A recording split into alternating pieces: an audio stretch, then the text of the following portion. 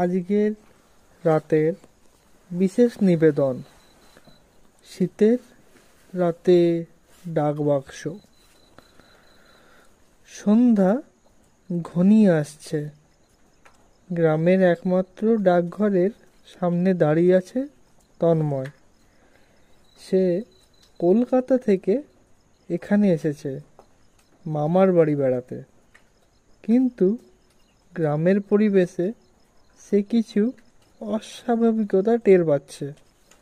ডাকঘরের সামনে একটা পুরনো লাল রঙের ডাকবাক্স ঝুলছে। আশ্চর্যজনকভাবে কেউ ওটার কাছে যায় না। রাতে খাবার টেবিলে তন্ময় কৌতূহলবশত জিজ্ঞাসা করল, ওই ডাকবাক্সটা কেন খালি পড়ে আছে? মামা থমকে গেলেন, কাকিমাও চুপ করে গেলেন।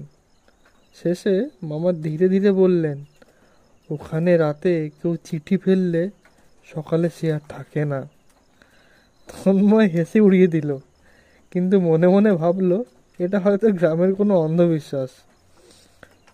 রাতে সবার ঘুমানোর পর সে চুপিসারে বেরিয়ে এলো, হাতে একটা সাদা খাম, যাতে শুধু লেখা ছিল, আমি এখানে আছি।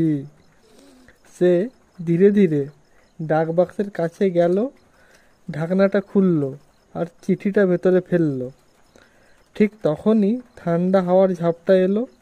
ডাকবাক্স থেকে চাপা গোয়ানির শব্দ এলো, যেন কেউ ভেতর থেকে ফিসফিস করে বলছে, তুমি এবার আমাদের সঙ্গে আসবে।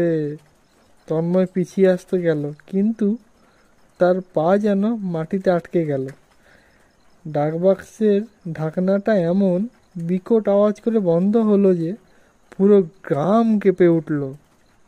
পরদিন সকালে ডাকঘরের সামনে তন্ময়ের খালি চটি পড়েছিল, কিন্তু সে কোথাও নেই।